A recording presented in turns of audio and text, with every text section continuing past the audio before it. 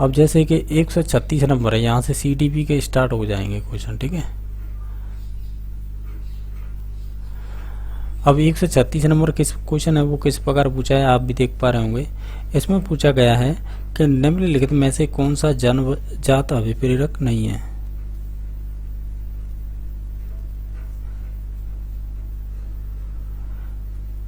और जन्मजात अभिप्रेरक वे होते हैं जो जन्म से होते हैं, और बाकी जन्मजात के अलावा होंगे भी सब अर्जित होंगे, ठीक है।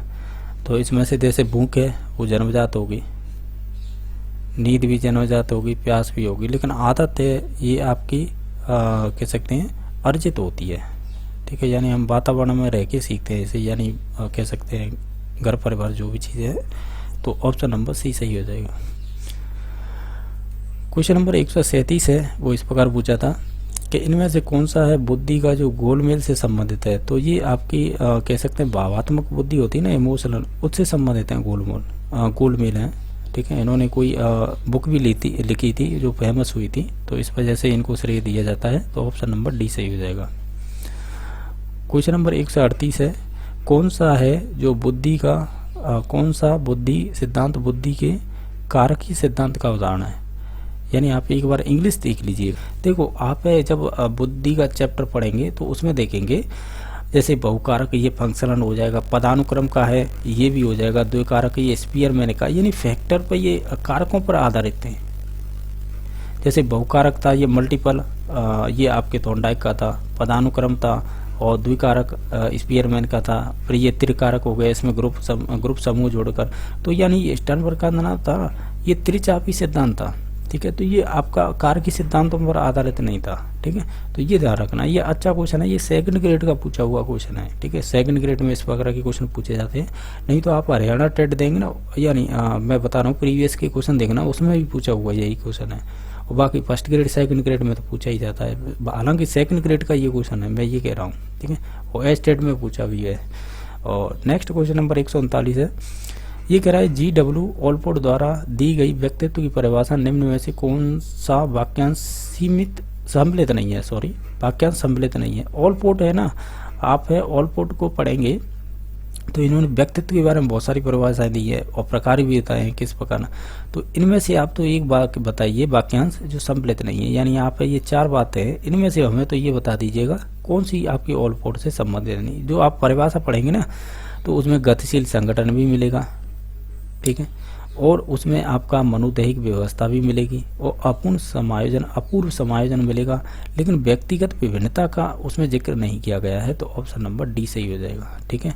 ऑलपोर्ट की फेमस परिभाषा है ये, जब व्यक्तित्व पढ़ेंगे ना ऐसा कोई भी टीचर नहीं है जो इसकी परिभाषा ना बताए, शुरुआत इसी से होती है, एक ऐसे मान सकते हैं, ठीक है। तो बहुत इंपॉर्टेंट है ये, जब हम पर्सनैलिटी चैप्टर पढ़ते हैं ना उसमें आता है। तो ये उनकी परिभाषा के 3 शब्द हैं, बाकी ये शब्द नहीं था, आप ऐसे कह सकते हैं। तो ऑप्शन नंबर इसका डी सही हो जाएगा। क्वेश्चन नंबर नेक्स्ट है 140 नंबर है कि नीता की शाब्दिक व गणितीय संकेतों को समझने की क्षमता अच्छी है तथा अतः नीता में बुद्धि का कौन सा प्रकार होगा। ये हार्वर्ड गार्डन की बुद्धि के प्रकार है ना, उनसे पूछा है। लेकिन हालांकि रुको यहाँ पर देखो, इसे कई भी तरीका से समझ सकते हैं। एक तो आपके थॉर्नडाइक और गैरेट ने 3 प्रकार बताए थे, शुरुआत आप पढ़ेंगे ना थॉर्नडाइक वो गैरेट के 3 प्रकार थे, मूर्त अमूर्त और सामाजिक, इस प्रकार के थे ना। तो इनमें से बताइएगा कि अगर नीता है उसकी शाब्दिक यानी जो वर्बल कह सकते हैं वर्बल अंडरस्टैंडिंग और उसकी मैथ की घटनाओं से संकेतों को लेकर समझ अच्छी है, यानी वो इसमें कह सकते हैं उसे इसमें उसकी अंडरस्टैंडिंग या समझने की क्षमता अच्छी है। तो बुद्धि का कौन सा प्रकार होगा, तो निश्चित तौर से ये बुद्धि का प्रकार हो जाएगा आपका अमूर्त हो जाएगा, क्योंकि गणित में हम अमूर्त चीज़ों हम कहते हैं ना, गणित की प्रकृति कैसी होती है। तो गणित की प्रकृति हम पढ़ते हैं, ये क्वेश्चन आया हुआ है प्राइमरी में या आपके सेकंड ग्रेड, अमूर्त होती है। अमूर्त का मतलब 40 नंबर है, आदतों और ज्ञान और अभिवृत्तियों का अर्जन ही अधिगम है। ये कथन किससे संबंधित है, ये पर्टिकुलर आपका संबंध हो जाएगा क्रो एंड क्रो, ठीक है। तो ऑप्शन नंबर इसका बी सही हो जाएगा। क्वेश्चन नंबर नेक्स्ट है लुप्त अधिगम, जैसे हम बोलते हैं लेटेंट लर्निंग। हालांकि ये आरपीएससी सेकंड ग्रेड में पूछे जाते हैं क्वेश्चन। आरपीएससी सेकंड ग्रेड का मीन्स होता है राजस्थान में जो टीजीटी की परीक्षा होती है एक तरह से, जिसमें आप 9th 10th वाले बच्चों को पढ़ाते हैं। तो ये ग्रेजुएशन प्लस बीएड वाले होते हैं ना, उसमें ये क्वेश्चन बनते हैं सेकंड ग्रेड में। मोस्टली यहाँ पे देखा जाए तो बहुत सारे ऐसे क्वेश्चन हैं जो सेकंड ग्रेड के हैं, जैसे कि ये वाला लुप्त अधिगम। इससे पहले न तो ये रीट में पूछा है, अब तक रीट कितनी हो गई, 8-9 रीट हो गई, तो उनमें भी नहीं पूछा गया है, लेकिन अब की बार पूछा है। तो इसका राइट आंसर हो जाएगा एडवर्ड टोलमेन। 43 है, व्यक्तित्व मनोदैहिक व्यवस्थाओं का एक गत्यात्मक संगठन है जो वातावरण के साथ है अपूर्व समायोजन का निर्धारण करता है। इन शब्दों को व्यक्तित्व की परिभाषा किसकी है, ये ऑलपोर्ट की है। क्वेश्चन नंबर हमने अभी ऑलपोर्ट का क्वेश्चन किया था, शुरुआत में ही की थी क्या, ये नहीं आगे होगा, एक सेकंड, ये वाला है ना क्वेश्चन नंबर, ध्यान से देखो।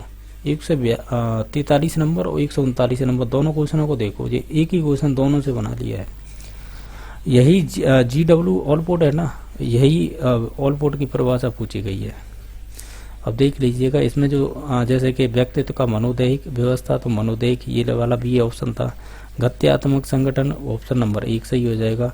वातावरण के साथ अपूर्व समायोजन होता है, ये C नंबर ऑप्शन है। अब देख लीजिए ऑलपोर्ट के व्यक्तित्व की परिभाषा में कौन सा वाक्यांश सम्मिलित नहीं था, तो हमने राइट आंसर लगाया था व्यक्तित्व भिन्नता। यहाँ पर केवल वही परिभाषा पूछ ली है और आपकी कह सकते हैं वो ये किससे संबंधित है, ऑलपोर्ट से। देख लीजिएगा क्वेश्चन एग्जामिनर जो भी सेट रहे ना, वो भी देख लो एक ही टॉपिक से 2-2 क्वेश्चन बना रहा है, ठीक है। और साइकोलॉजी में तो देखा जाए तो बहुत सारे टॉपिक होते हैं जिनसे क्वेश्चन ही नहीं बनते हैं। अब देखो ये भी व्यक्तित्व का ही क्वेश्चन है कि हिप्पोक्रेटस द्वारा किए गए वर्गीकरण के अनुसार जो बालक निराशावादी या दुखी या संवेगात्मक रूप से कमजोर होते हैं उन्हें क्या कहते हैं। हालांकि इस प्रकार के जब आप वर्गीकरण पढ़ेंगे तो हम इसे बोलते हैं मेलेंकोलिक। द कंडीशन ऑफ लर्निंग पुस्तक किसकी है, तो द कंडीशन ऑफ लर्निंग पुस्तक है ये आपके ये तो रॉबर्ट गेने की है ना, कंडीशन वाली, तो रॉबर्ट गेने हो जाएगा, तो ऑप्शन नंबर 1 सही हो जाएगा।